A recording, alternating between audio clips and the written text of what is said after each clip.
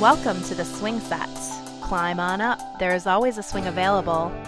On Life on the Swing Set, the podcast, we explore ethically non-monogamous relationships, the pleasures and passions, the promise and pitfalls. We discuss all aspects of ethical non-monogamy in a fun, open, and welcoming fashion, with a gleam in our eye, a bounce in our step, our hands down your pants. Ooh, sorry, got ahead of myself. We may be biased. In fact, we most certainly are. But we don't sugarcoat, and each of us speaks honestly and earnestly about our thoughts, ideas, and experiences throughout our very own lives on the swing set. Thanks for swinging by. Many of us are easily attracted to other people, and that can lead to us wanting to be with all of the people. Swinging lends itself to that pretty well, but poly not so much. Of course, as with anything, abundant swinging can go bad, and abundant poly can be amazing. And that's what we're talking about tonight on Life on the Swing Set, the podcast. I'm Cooper, and with me I have... Hey everybody, it's Ginger. Oh gosh! I forgot about the plan. I'm sorry. It's okay. It's totally not. Let's just go with actual intros then. Okay. Sorry. You did that really well, though, Dylan. He did. I tried. He did. It was hot. Hey, everybody, it's Ginger. Hey, guys, it's Dylan. It's Krista Ann. Welcome back, Krista Ann. I missed y'all. We missed you too, and well, apparently it's our anniversary of having you on the podcast. It is. It Wait, is my really? 1 year. Yeah. It's my 1 year anniversary. Holy crap! Well, And she was here for the last holiday season with the Worst Sex Toys in the World podcast. Yes. Which we recommend listeners go back and listen. Cooper, you need to say it right. Sorry. Worst Sex Toys in the World! There we go. Yes.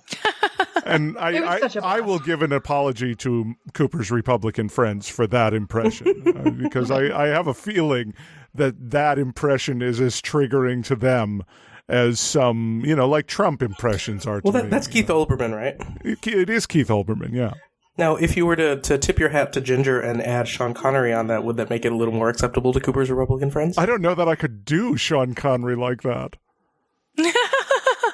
Because Sean Connery's an internal, it's quiet and low. Whoosh! No, I can't. Sorry.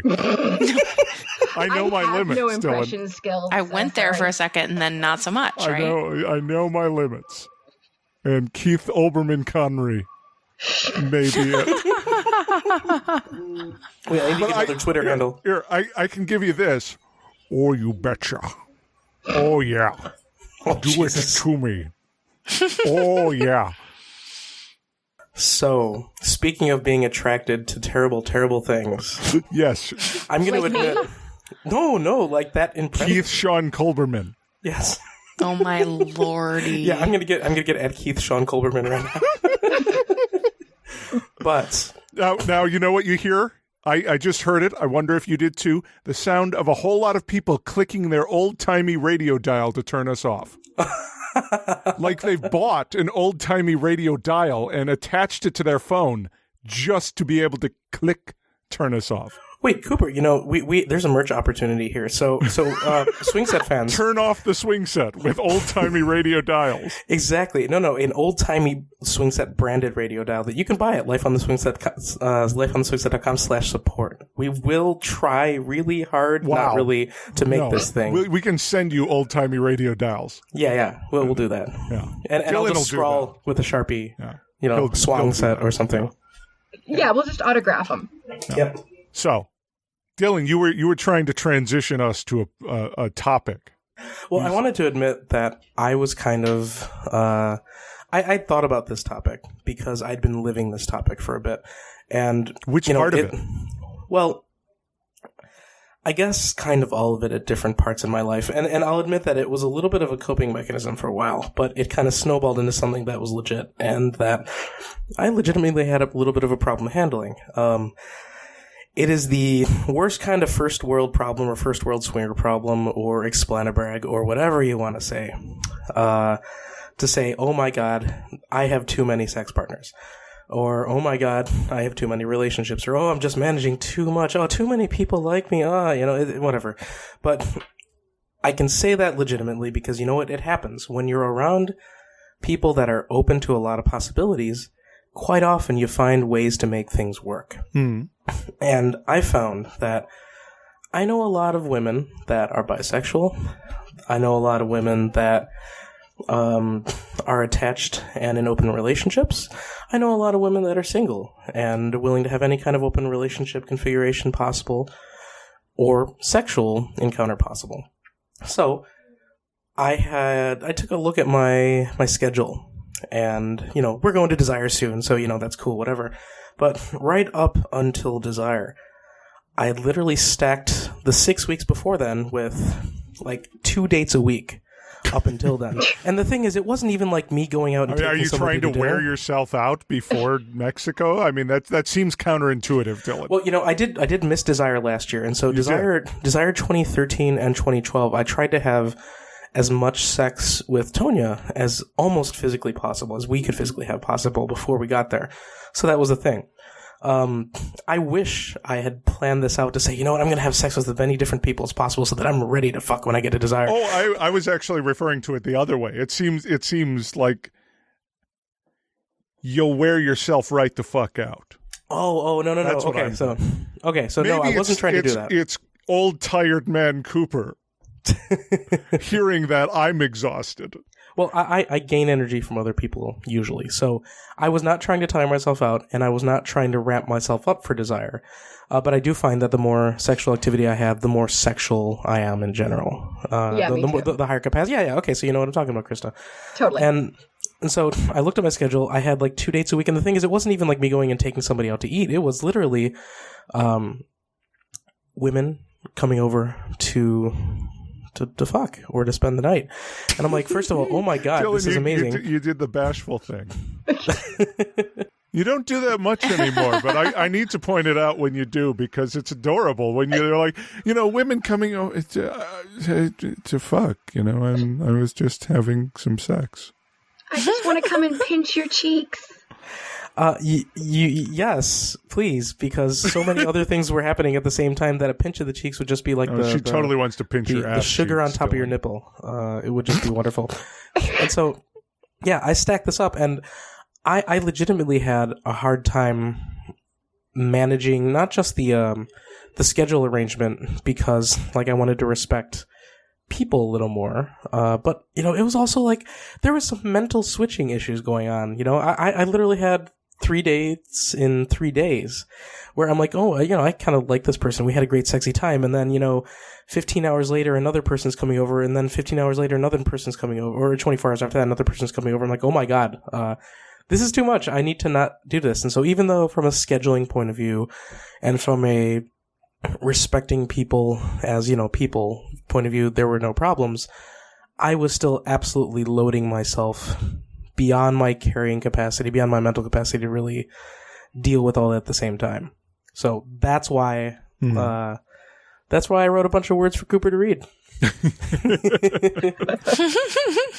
Well, I've done that definitely, and I try very hard not to do that anymore. It was a lot more common in the early days of swinging when you're just discovering, oh, there's this thing I can do, and let's do it as much as possible then.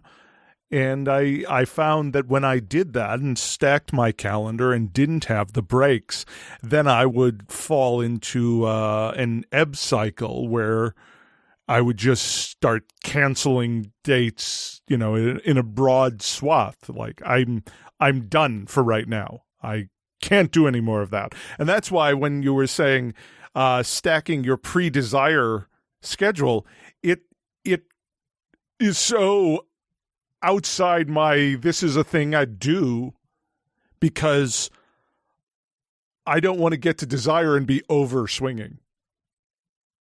Because I get like that. My hips ache just thinking about this right now. Isn't that a great problem to have? Woman Krista.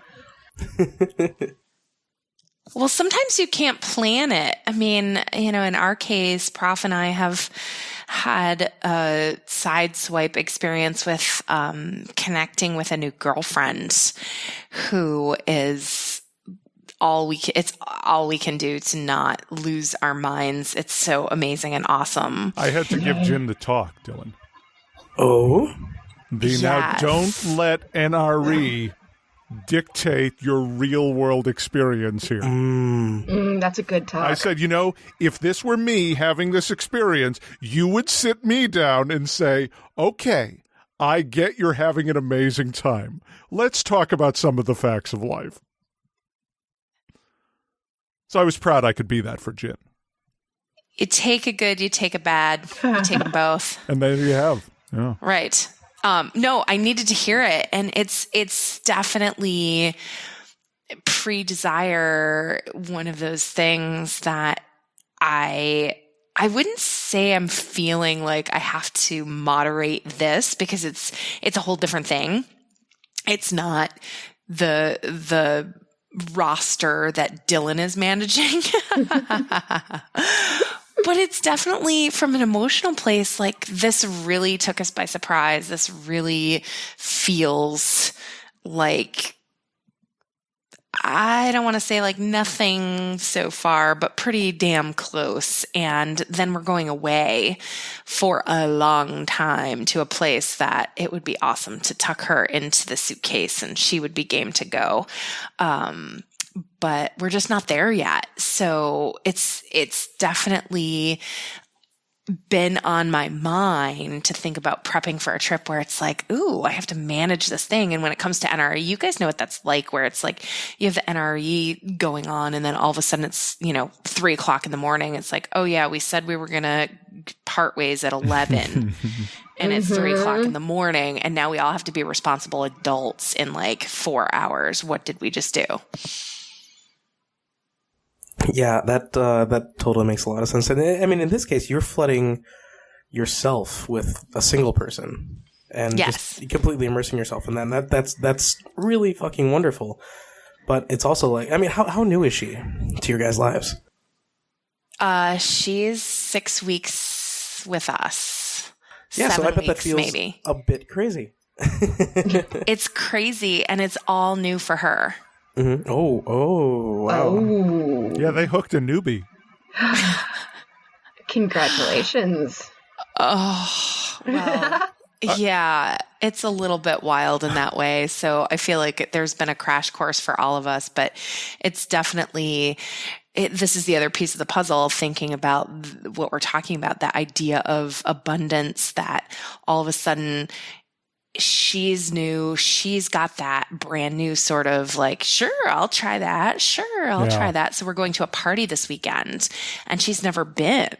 She's never had that experience. And this is all like, as we're going to be packing for the trip and all of these things where it's new for her and the NRE is there and we're going on this trip that she's like, ooh, this sounds really intriguing. Maybe I want to come with you another time. So it's that flood, but like you said, Dylan, it's like a single person flood of all this emotion and excitement versus lots of people. And again, the abundance, but I don't want to moderate it. I need Coop to talk me down off of the, you need me to be the bad guy. Is what you're saying. Is I get to be the party pooper. Every party needs a pooper. That's why you invited Cooper. Hey, don't set aside a guest room for her permanently. Don't introduce her to your friends as your third. Yeah, you got some time to go. I understand, Cooper. You're doing a good job. I'm trying. He did a really good job, because seriously, was I not losing my shit? Well, I mean, basically, it was almost like taking out a front page ad in your newspaper, your local town paper, that you're in love. Yeah, I think that was pretty much. It was close. And yeah.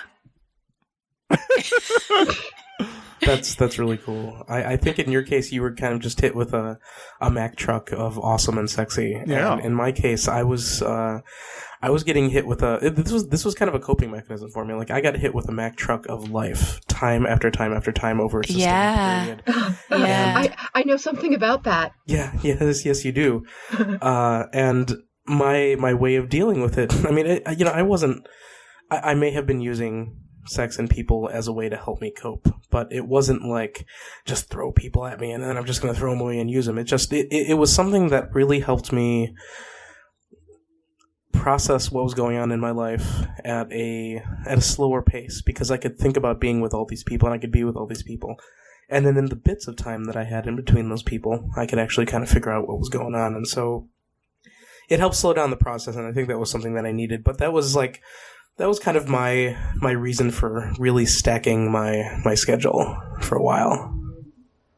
Well, I think there is a lot to say about how similar it is to yeah, okay. Let me take that back before I say what I was about to.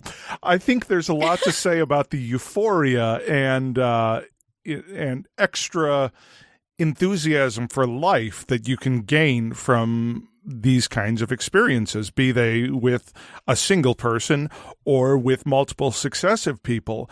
And I have found, Dylan, I don't know if this reflects yours, is when you're meeting multiple people over a short amount of time, especially if these are new situations, it sort of amplifies each other. You know, the night you had with this awesome person and then the next night you had with this awesome person, it just adds to the excitement and adds to the awesome. And what I learned about myself is I have to find the off-ramp at a certain point.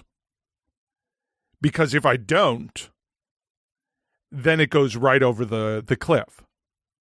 You know, I have a depressive streak in my life. I get depressed. So if I keep going up and up and up, then I crash and then it's down. And that's one of the difficulties about having the abundance be there, because I still want to make, especially if you're in a situation like a conference, you know, where you have a very compact, you know, Desire's really, it's compact and crazy, and but it's still 7 or 8 days.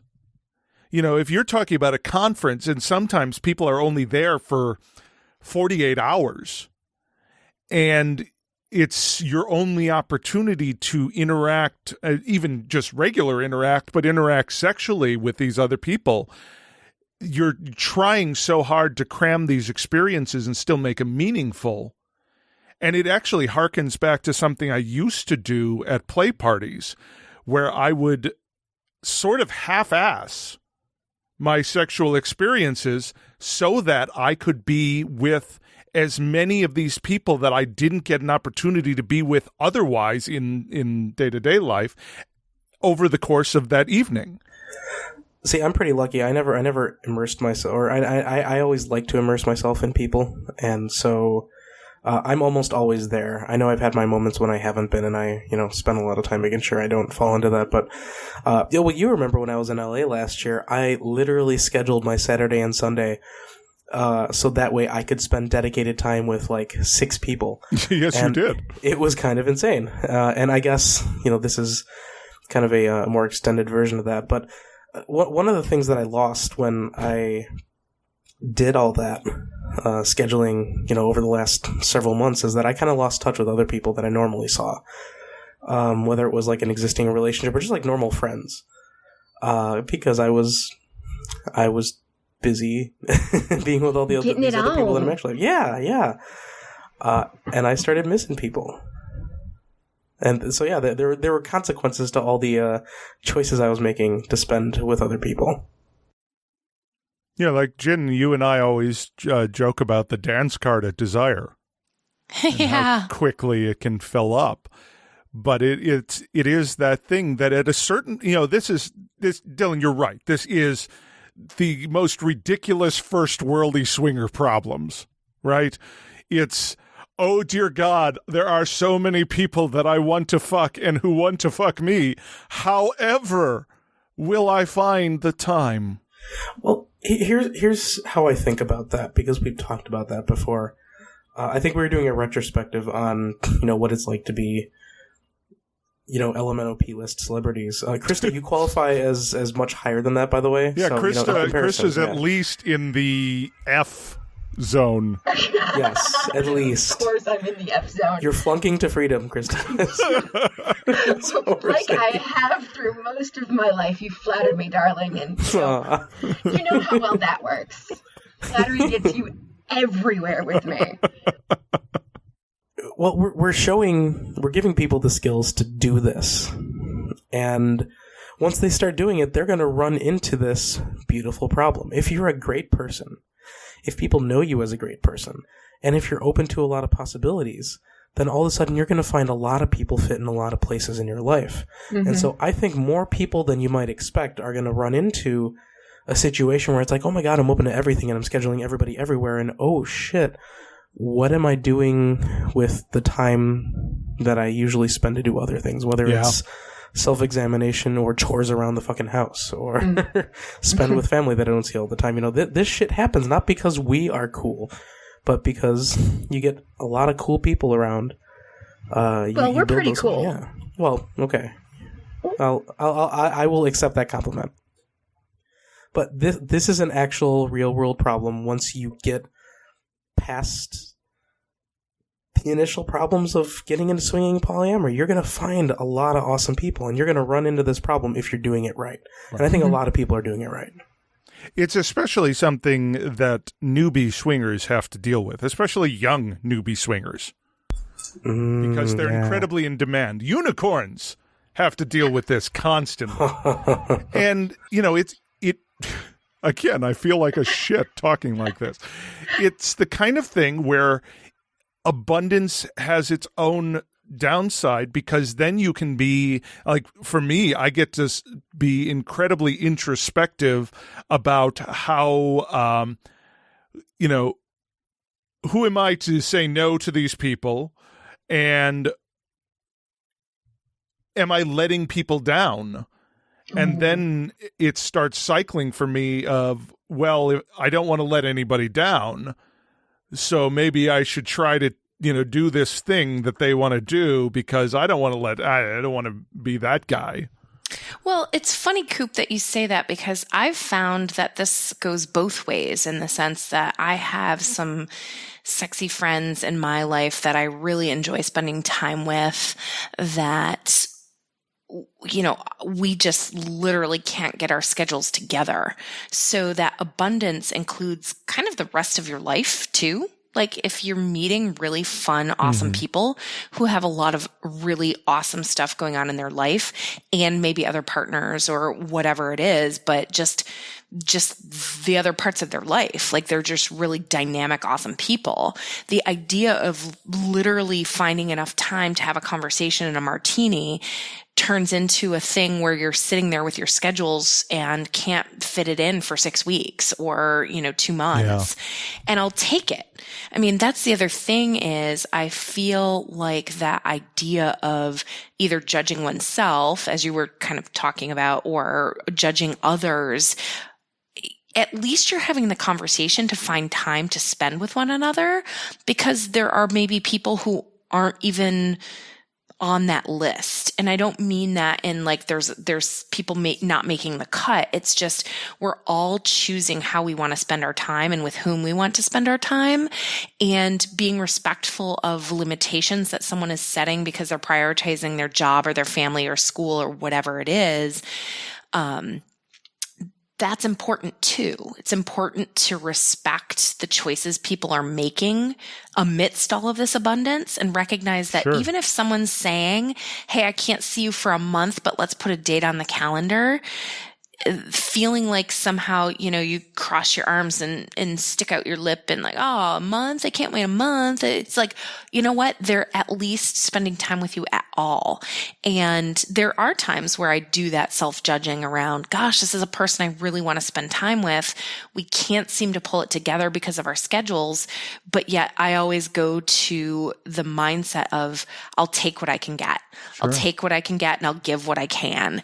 And that's an awesome thing, because it allows us to have this, not just the abundance of seeing people over and over again immediately because of NRE, but also maintaining in the long term. And in my case, it's like working on many, many years. I can't even remember now, but people that have been in our life from the start, Prof and I. And so being able to maintain those connections, even if they're few and far between, when the time circles back around again, we get to see those folks. It feels really, really good.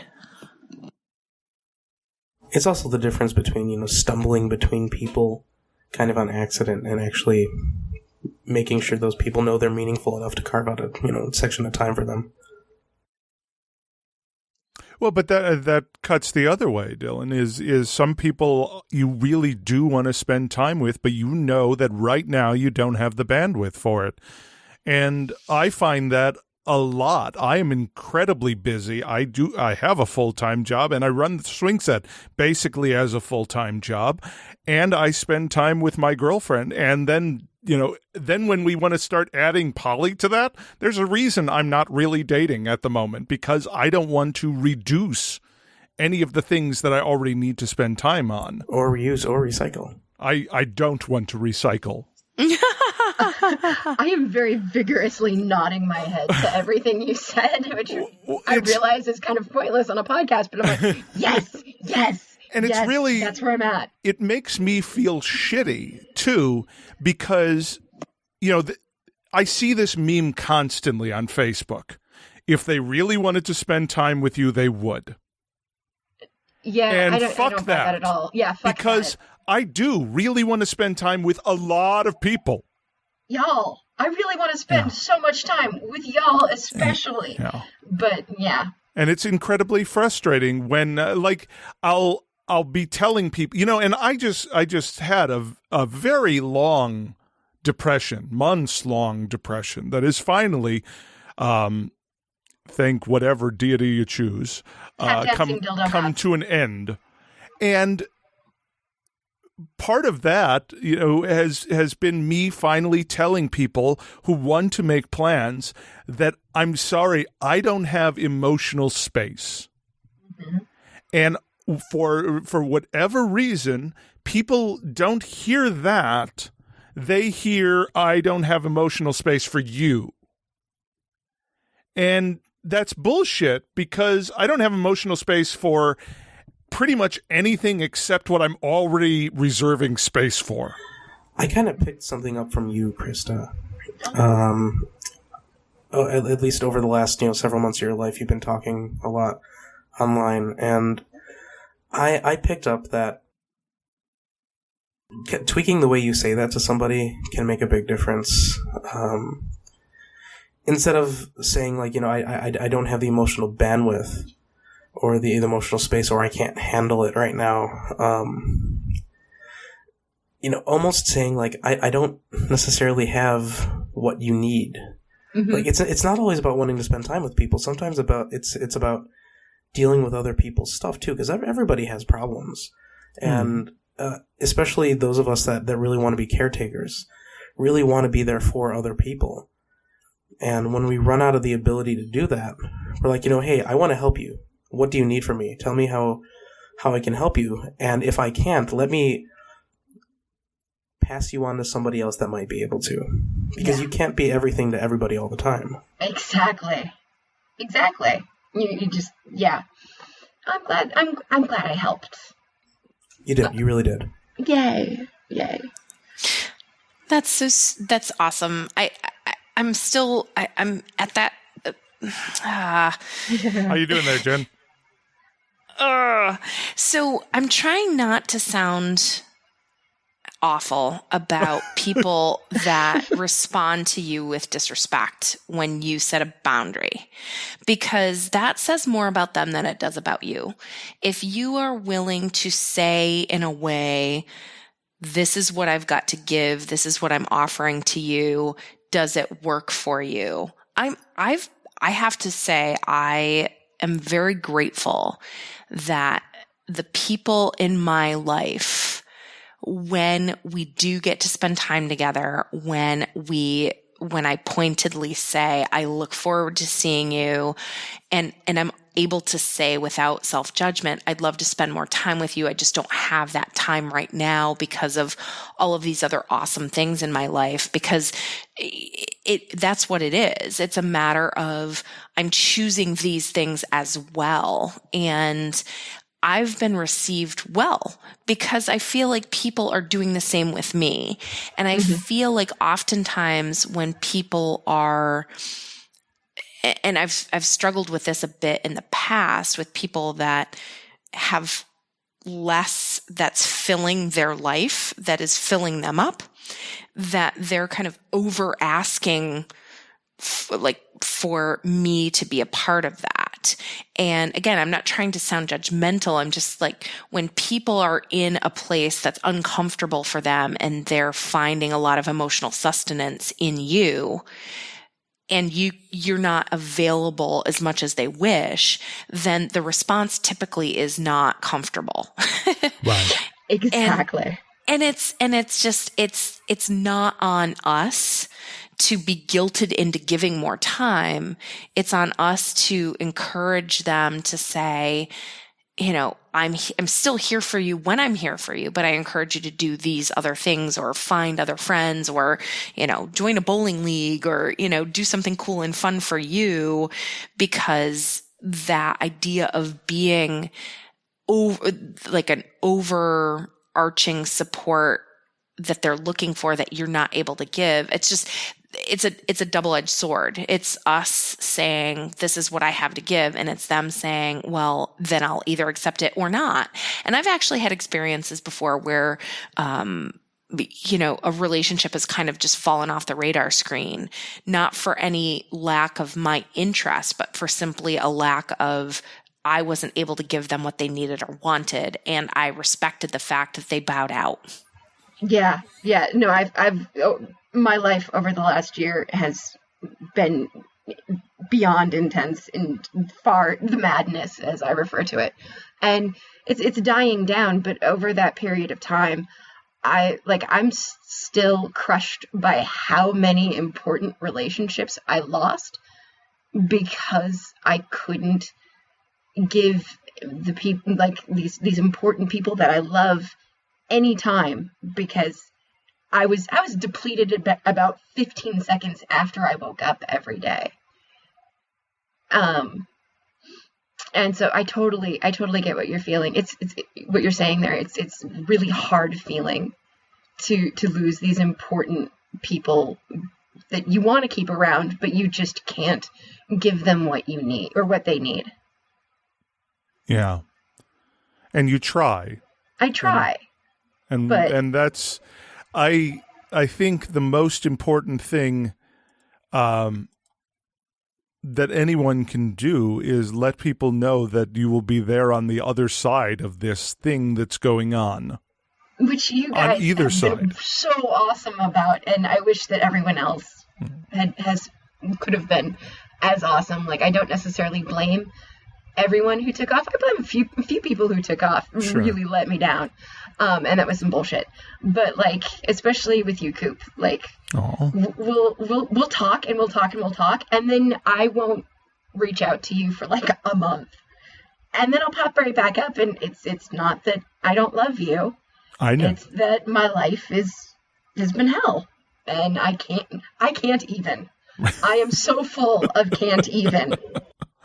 I think one of the most important things in all of this, and I think it goes for each side of the coin, is recognize what you need for yourself and communicate that clearly.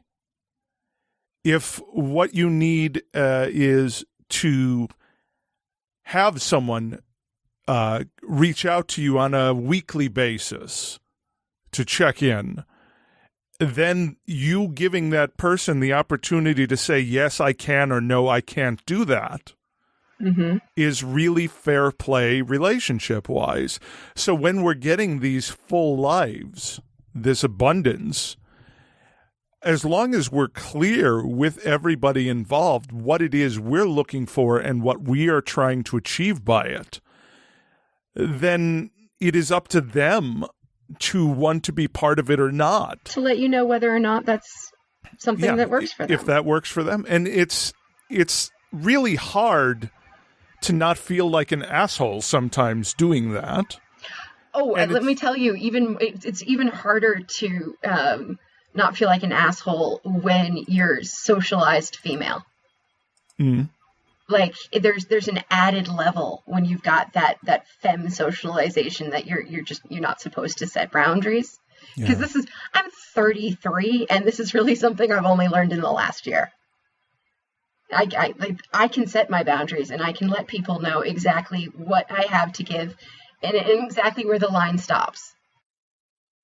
Well, you're also a mom, and so you're supposed to be able to take care of people. Yeah.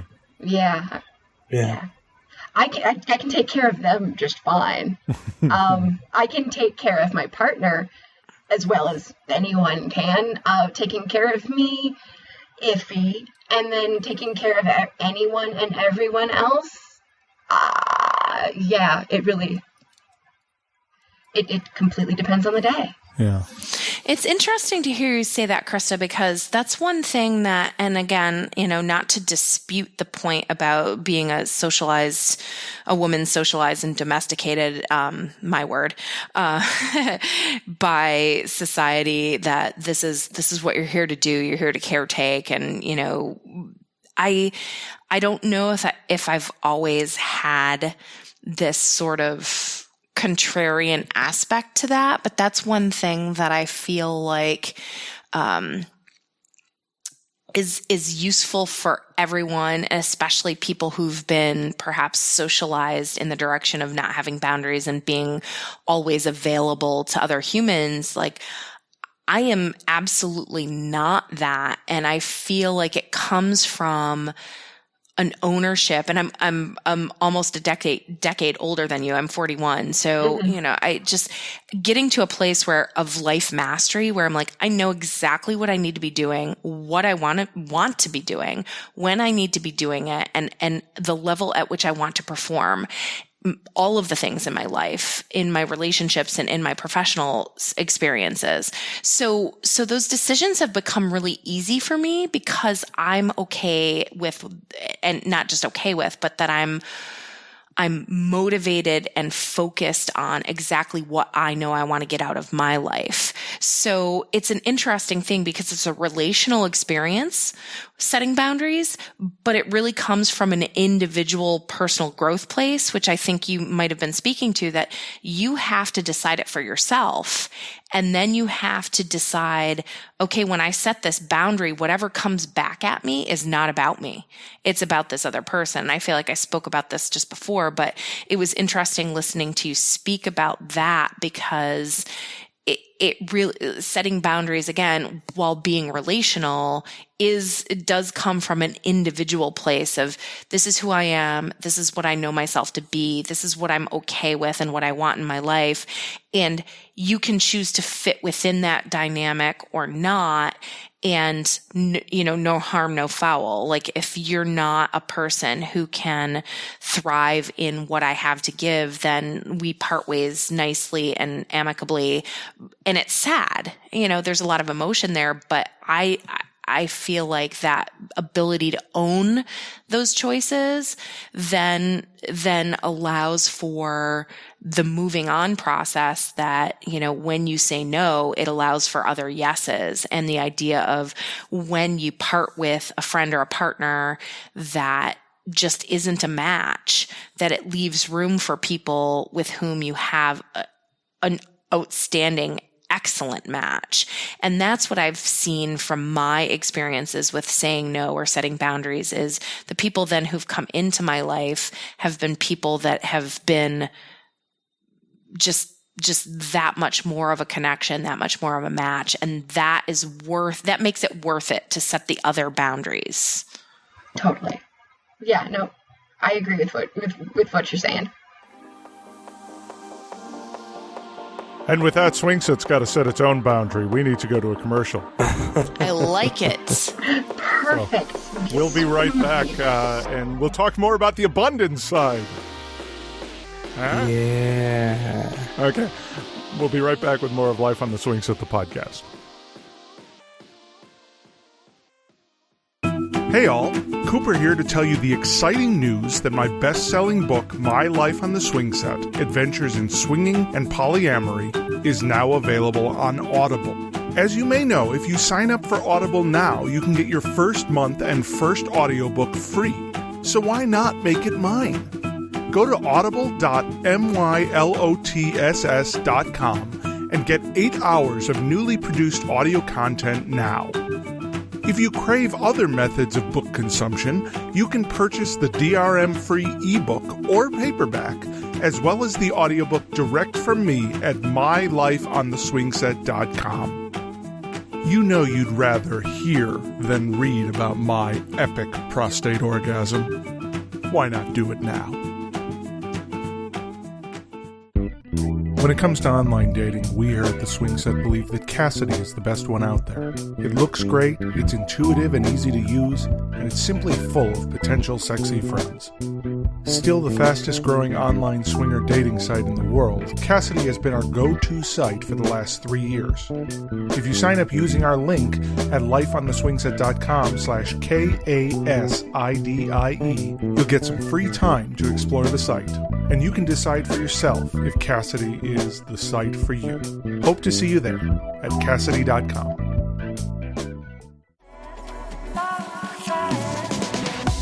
And by the way, you forgot to add yourself to the wrap-up at the end. That's right. I'm glad you added Krista, but you forgot to add yourself. Yeah, I forgot that. I grabbed that from the episode that I wasn't there for, so yeah. And Well, as long as I'm in. Yeah, indeed. Krista, you're going last in the intro. You're the "and I'm Krista." And I'm Krista. You can say it like that if you want. No, Yeah. probably not. I'm Krista. And I'm Krista Ann. Dylan's just going to say it instead. I think you should impersonate everybody, Dylan. So I'm just gonna, I'll you know what? You guys don't even need to speak up. I'll just be like, "Hey, everybody, it's Ginger." Hey, it's Krista. I would totally be down for that. Yeah, let's do that. We at the Swing Set believe that being risk-aware and practicing safer sex makes our lifestyle exponentially better. With that in mind, we're partnering with Lucky Bloke, global condom experts and the best online source for condoms and lube, to say no to mediocre condoms and bring the most pleasurable, safer sex directly to our listeners. Go to swingsetcondoms.com to see a specially curated selection of condoms, lubes, and assortments to reintroduce variety and excitement into the protection portion of your playtime. You should especially take note of the deluxe sampler put together by us at the Swing Set for your party and date night kit. Making your condom purchase here supports both us at the Swing Set and the wonderful purveyors of safer sex, the Lucky Bloke. swingsetcondoms.com. It's Prof. I'm here with Ginger, and we have some big news to share, Ginger. We do. We're going to Desire again. Yes, we are. April 2016, from the 16th through the 21st, we are going to do a 5-day bit of awesomeness. Absolutely. It's a hold me over. If you can't make it in November, we'd love to host you in April with JV and Shara from Ending the Sexual Dark Age. And we're going to have a chill time. Not quite as many activities as our normal November trip, but still lots of awesome Desire fun for sure. So, Ginger, how do people get on this awesome trip with us? They should definitely email me at ginger@lifeontheswingset.com and we'll get you in touch with Jim from Shar Travel. We'd love to see you there. Join us. Yay! Do it. Welcome back to Life on the Swing Set, the podcast. Tonight we're talking about the curse of abundance in swinging and polyamory. And I'm wondering if you all notice something. Because we're all to a level where when we go to an event, people are aware of us. Yeah. Yes. Do you find that people will refrain from approaching because they assume we're busy, whether we're busy or not?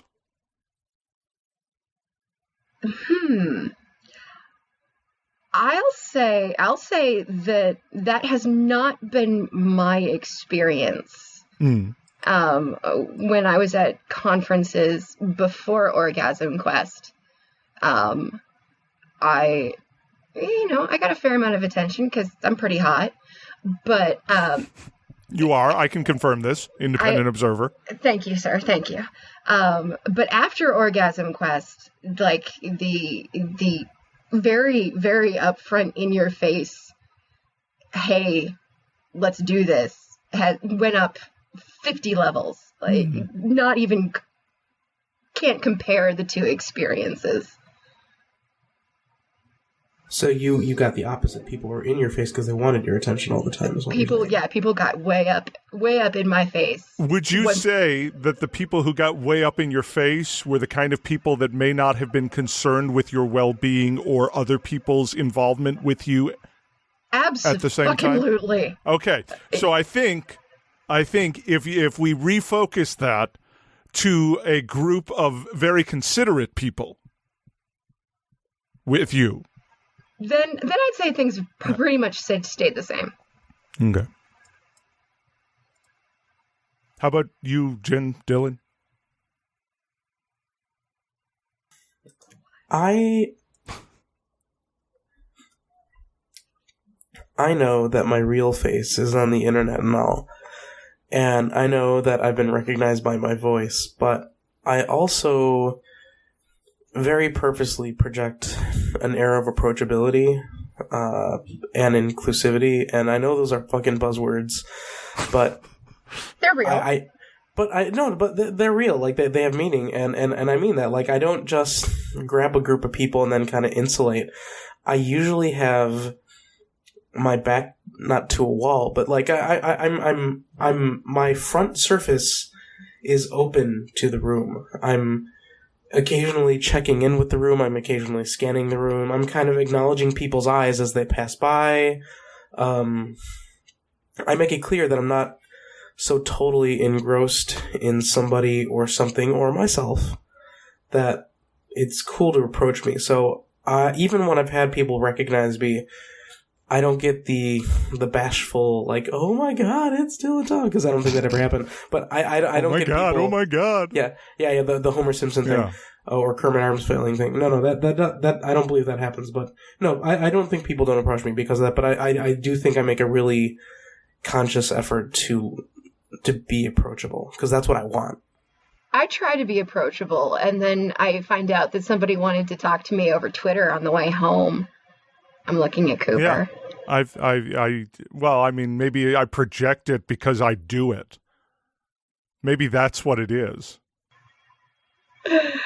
I love you. I would say that my experience with that, I identify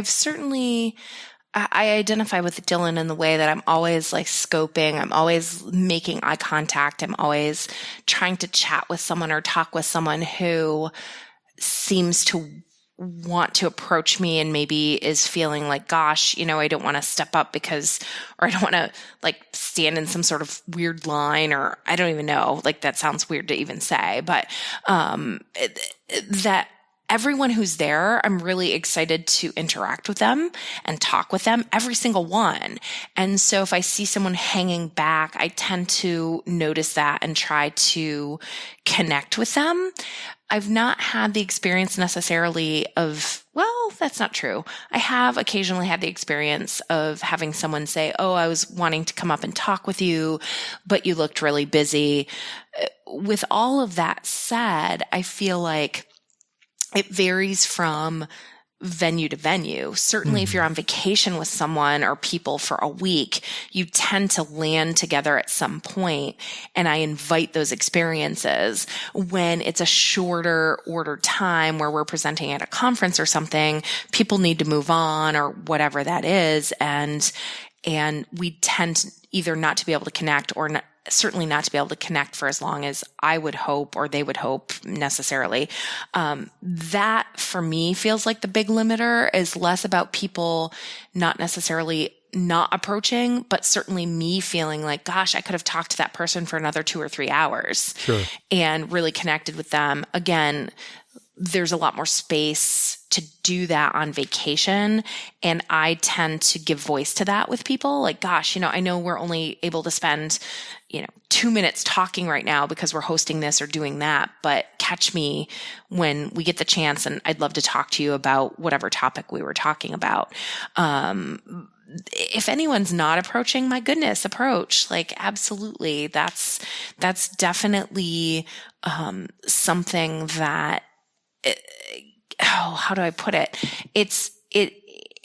We all have something to share. And when you feel like you want to make a connection with a person, despite the abundance, make that connection. There's something in that connection for you both. So I can't say enough about that from my perspective of, like Dylan said, keeping an eye to the crowd, and from people who are like, well, I would come up and say hi, but maybe she's too busy. It's like, no, we both have a responsibility to connect because we have something to give each other. I like that a lot. Aw. Yay. I'm going back through the conference, because I'm pretty much a conference person. The conference experiences when I was known to the people that I wanted to be known by, and not really anyone else, to the last year when it was just kind of a mob effect. I think that the people that I wanted to approach, or that I wanted to approach me, has happened both times. It's just, now that I'm more well known, I get a lot more people who feel, especially because of Orgasm Quest and because was talking about my inability to orgasm, felt that it was totally fine to walk up to me and tell me all of the ways in which they were going to cure Orgasm Quest for me. Thank you, dude. Not the point. And that happened. That's happened a lot this year, of just people I don't know from anywhere coming up and telling me all of the ways that they are going to fix my orgasm problem. It's like you weren't paying attention. Well, a lot of this stuff doesn't just happen to us on the celebrity level. Like, once you get known in a particular community, you start to seem a little bit less approachable, because you're always out there, and you're out there with your partners, and you're out there really being visible, kind of not like promoting the lifestyle, but being leaders in the community. Like, I remember joining just a meetup group that ended up leading to like a more regional polyamory group, and it's like, hey, I'm really attracted to that person, and she's got like 3 boyfriends already, and there's no way I could work myself into that, because she already looks like she's too busy, when, that doesn't happen. And I know that's celebrity on a much lower scale, but that stuff happens everywhere, even same difference. Yeah. That's like when Val and I are at conferences together, we're pretty much like, I spend all of Woodhull throwing him at Nina Hartley. Or since a lot of the time he was in the chair, like rolling him at Nina and just being like, because she was on crutches because she had sprained her ankle. So I was just like, here, you guys, talk crutches. Nina, I'm going to leave him with you. I'm going to go over this way and hit on Buck Angel. See ya. It was fun. But yeah, we have a tendency to like throw the other one at people to avoid the coupled effect. Like, people will not want to get in our bubble, and we have our bubble all the time. It does not matter. Go. So really what I've learned tonight is to, again, ask for what you want, which is really the cornerstone of anything. Be okay with not getting what you want. Be respectful of other people's clearly stated boundaries. Be respectful of other people's space, unstated, because you should be in general. And, maybe just be happy with all the people you get to fuck. I think I'm hearing that. And I want to add one more thing. Yeah. What did you learn, Dylan? Well, all of that, because I definitely am not complaining about the amount of sex I've been having lately. But don't be afraid to carve out time for yourself. Like, just say, like, okay, you know, separate from setting boundaries, just say, like, you know what, I need to take this day off. I need to take this day off from work, from family, from friends, from sexual partners, from everything, and I just need to zone out. And whether you spend, 16 hours watching Battlestar Galactica while hopped up on, some drug because your neck hurts, like I did over this weekend, that was involuntary me time, by the way. Forced. Yeah. Forced. I finished the entire season 4 and 4.5 of Battlestar Galactica, and I am still bad at that last episode. But yeah, don't feel bad about scheduling that time for yourself. Yeah. And honestly, scheduling that time for just you and your very special person, whoever that is, because sometimes when you two like to fuck a lot of people together, you forget that, hey, sometimes fucking each other can be fun too. Well, you don't forget that, but, Often, in fact. Yeah. It's cool. So, Ginger. Yes. You have chosen some winners for the Marriage 2.0 contest. Oh. Marriage 2.0 contest? What's that? I see what you did there. It's on me, is it? Well, okay, hold on. I have chosen some winners for the Marriage 2.0 contest. I'll own it. I did. You should explain to Krista Ann what this contest was. It was a contest where we had listeners send us their origin story, and then we judged their origins. You judgmental. And That's awful. That's awful. giving two awesome origin stories a copy of Marriage 2.0. So this is Cooper totally poking at me about that I had to pick winners because, I will tell everybody who sent them in. Ginger wanted to be Oprah and give DVDs to everybody. You get Marriage 2.0 and you get Marriage 2.0. You get Marriage 2.0. Which is great, but it takes away my favorite part, which is defining betterment. But listen, it also means that the people that didn't win Marriage 2.0 will be eligible for Marriage 2.0.1. That'll come out. That'll fix all the bugs in Marriage 2.0. And these are not the only two winners. There will be more winners. We just haven't chosen them yet. Exactly. So please keep sending your origin stories in to origins@lifeontheswingset.com. Keep them shortish, because that's a lot of reading for poor Ginger. No, it's great. It's great. I need to say very pointedly that we've gotten a lot of submissions. We have, yeah. We've gotten a lot of submissions, and one of the things easily the most impressive collection of submissions we've gotten for any contest. Wait, have we gotten more submissions than we have tens of listeners? We have more than that, Dylan. Believe it or not. All right. Yeah. And we've gotten written submissions, we've gotten audio submissions. We have, yeah. We've gotten submissions about, the variation is unbelievable. And it's really encouraging to read that not everyone started with no speed bumps. Not everyone, but a lot of people are really honest about their speed bumps, honestly and earnestly, which is really fantastic. And it doesn't look the same way for everyone. We have some folks who are in relationship for a really, really long time and then broach the subject. We have some folks who start off being non-monogamous.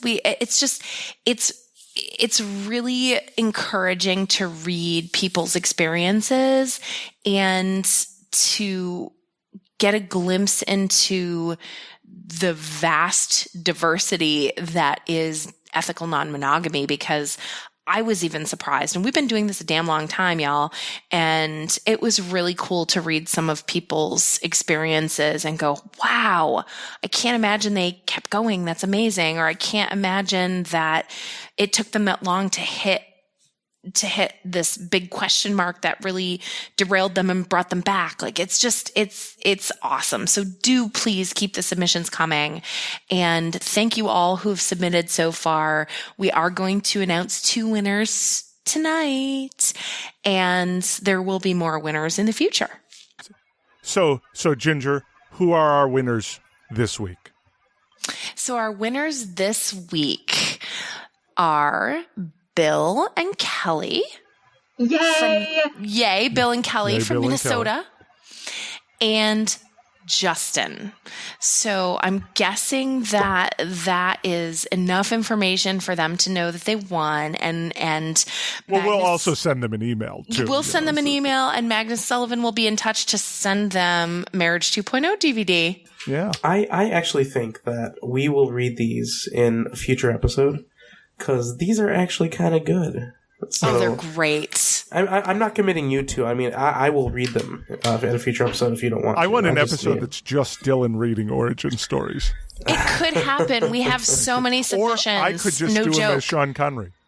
Oh, no. Well, you could, but... My name is Justin. Oh, Jesus. Oh, Jesus. I have listened to the podcast for about 6 months. I am wanting to swing with my super sexy wife. This is a perfect one for Sean Connery. There's a lot of S's. At facebook.com/theswingset. Hold on. We've got other things, Dylan. What are the other things? I'm so excited about our winners. Congratulations, swing setters. Yeah. Thank you. Yeah, congratulations. Thank you for sending stuff in. How about you read a review? I would be happy to read a review. A review? A review. I like it. Not a review, because that'd be boring. I didn't pronounce it like that. I don't know what you're doing, Jim. R-E-V-U-E. There you go. Yeah. No, anyway, this one's titled The Benchmark of Podcasts. And while I read it, Cooper, you need to tell me who wrote this review. Well, I would. Again, I keep pointing out that they don't always include their name, so stop asking about it. If they did, it'd be on the review. Yeah, listeners, stop asking for the names on these anonymous reviews. So yeah, listeners, stop asking. I'm specifically yelling at the listeners who keep asking. I am the voice of the listeners. Krista understands me, right? I understand you, baby. Thank you. I'm so glad, because, you know, that Katie Mack, and I mean that Katie Mack. She totally, she doesn't encourage me. In fact, she specifically she likes to shut him down. Discourages me when I get a little bit sassy. Oh, and no, I appreciate love your that you're on my sass. side. I'm always on your side, baby. Thank you. So, the benchmark of podcasts. An intellectual's guide to non-monogamy. Don't get me wrong. They are full of pervy puns and giggles. And as an extrovert, I appreciate listening and learning without the temptation of interjecting with my response. Just the pleasure of absorbing all of their experience and awesomeness. Everything from equality, politics, mindfulness, self-acceptance, body image, and pure sexy times. It's like hanging out with my sex-positive, non-judgmental best friends. And Canadian-friendly. We are Canadian-friendly. No, Dylan, that's a winky face. Winky? Ginger, would you mind? Oh, okay. Winky face. Yeah. Woo. Cool. So thank you for the review. Thank you, anonymous reviewer. Yes. It was me. You were the best judge of a Canadian-friendly. Yeah, Krista was really concerned about us not being Canadian-friendly, so she wanted to mention it. Yeah. I am from northern Wisconsin originally. Yes. It's close enough to Canada. At least that's what they told me when I lived in Texas. No, it wasn't written by me. I'm sorry to steal whoever actually wrote that. It's thunder. I think you may have excited whoever wrote that a little bit. Oh, good. Yeah, because for a moment, I'm twirling they got my to nipples pretend. for you. Well, hey. Oh, hey now. Hey, girl. Yeah. How you doing? I'm good. How you doing? Oh, I'm great right now. I really live for flirting with Dylan. I live for a lot of things. Don't get me wrong, but one of them. Well, while you two flirt, I'm going to do the outro. Oh, wow. Dylan will be occupied, so you probably will get through it. Occupy Dylan. Hey. Krista. Well, actually, hashtag Occupy Dylan will have to wait, because there's one thing I want to talk about, guys. Really Do I have to quickly, set up a tent? Do I have to, make a sign? I would love a sign. And listeners that are going to be at Desire and at any future events we attend, I want you to put, I know I used to be swinger president, but I haven't done that in a while. Now I'm more of a rabble rouser, so hashtag Occupy Dylan will be my battle call from now on when I need to raise a ruckus. Or the roof, as the kids say these days. But I wanted to talk really briefly about something we've kind of mentioned as a throwaway in our outros over the last few weeks. It's this Patreon thing. And I bet nobody knows what the fuck a Patreon is. But I personally want to ask you guys to consider tipping us. And I mean, like, serious tips. And I don't mean serious, like, $20, $30, $50 tips or anything like that. I mean, we produce an episode roughly once a week. And it takes a lot of time and work to do that. And I know I'm doing a total NPR thing right now. Yeah, you do. We don't like doing this. We know you don't like hearing this. But I want you to consider tipping us via our Patreon at lifeontheswingset.com/tip. Because you can tip us $1 an episode, or even limit your contributions to $1 a month. And all it's going to do is it's going to allow us to not just keep doing this kind of thing, but allow us to travel and honestly not bust our own balls to do so. Because we actually love doing this. And, us busting our balls 75% of the time is fairly reasonable, especially considering how much the two of us use our balls. And Ginger really uses hers more than anyone else because, damn, she's got them. But any help that you can give us to actually do awesome stuff would make our lives easier, and it would make it easier for us to do this, especially when we're down. And significant parts of the swing set have been down lately, and that means it's harder for us to do this shit. So throw us a tip, throw us a bone. Even if it's a one-time contribution, lifeontheswingset.com/tip. And my favorite of the reward tiers is us doing your voicemail. Yeah. If you do donate more than $1 an episode, we got extra stuff. So, we'll make it worth your while. And if you don't like any of that extra stuff, just suggest something and maybe it'll happen. Because honestly, coming up with reward tiers may be the hardest part of doing something like this. What people want from us? More episodes. Yes. Did you just become our Patreon? I totally did. Holy shit. Well, all right. You need to decide your own reward tier because it'll be magical. The answer is yes from me. Okay, cool. Okay, so now, thank you, Dylan. Yeah.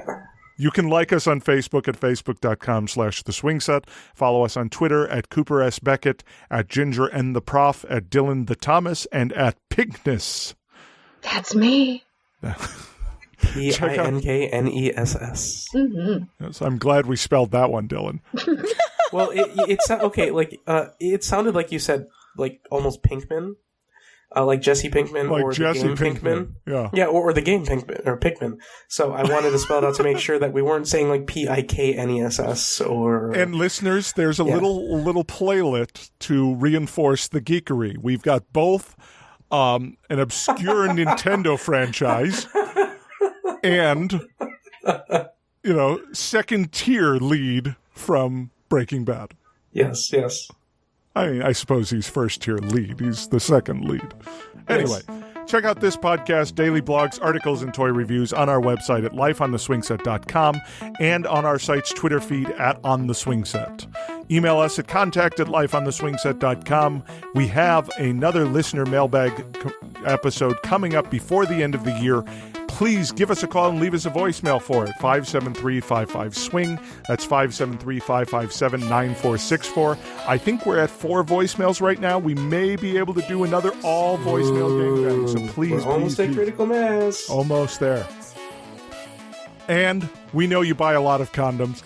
Dylan just bought a lot of condoms because we're going to Mexico. Why not buy them at swingsetcondoms.com? It supports this podcast and gets you awesome condoms direct from the Lucky Bloke, which is the best online condom source, period. It's true. And the Lucky Bloke has sent me an entire case of condoms to give away in Mexico, and it's amazing. So, it's just wonderful. So you can support us by the Patreon thing, lifeontheswingset.com/tip, or you can buy a shirt or other awesome merchandise like tights. You can buy tights. Hot damn. Because why not? Cups, iPhone cases, all that miscellaneous. You could even buy a king-size duvet cover.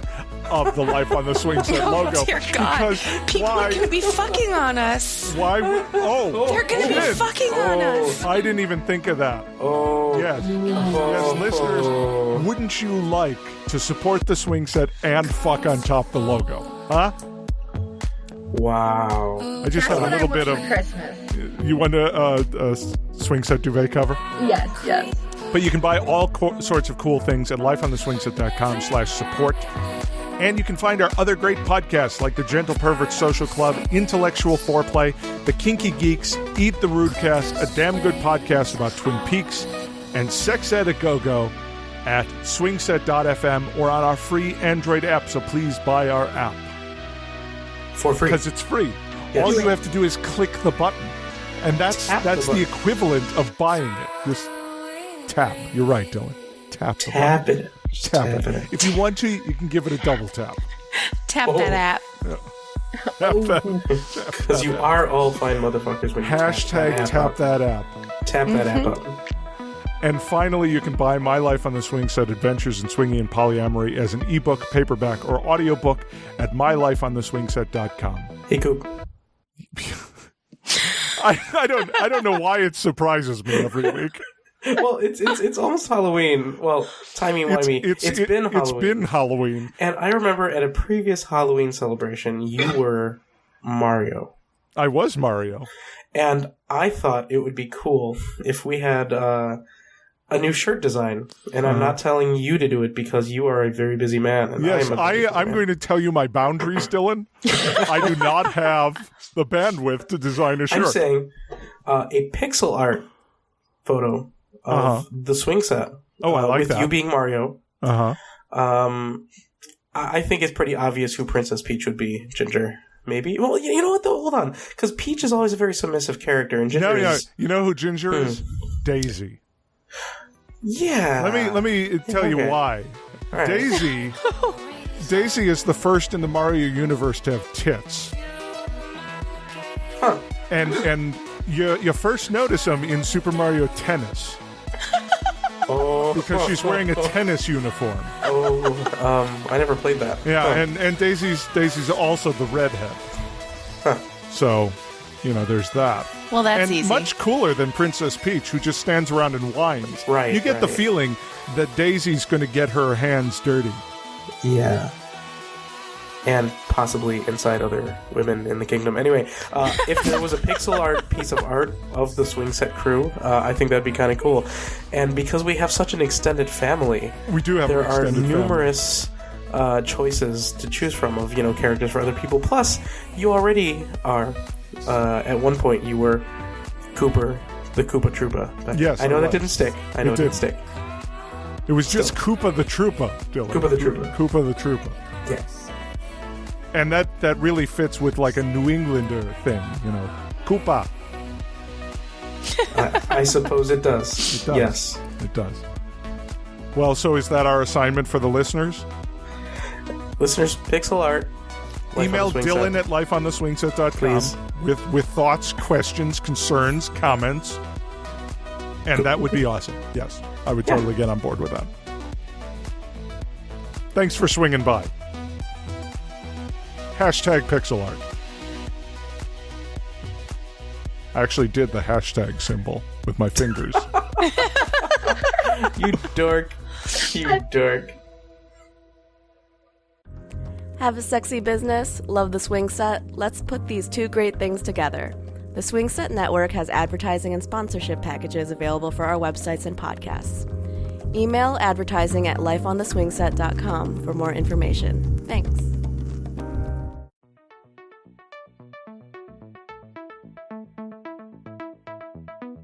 Hey, Swing Set fans. I've gotten a lot of interest in our music lately, and well, damn it, that's awesome. While we always post links to the music we include in our episodes at lifeontheswingset.com in our podcast release notes, I'll do my best to include the artist and track names here. You can reliably find any of these artists and their music on YouTube, SoundCloud, Spotify, iTunes, and with a little work on Twitter. For our introduction music, we used Nigel Good's No Way Back Up featuring Luminor. In our little between commercial outtakes bit, we featured Varian with Transmissions from Lemuria. And in the outro today, we featured Karma Field's Skyline.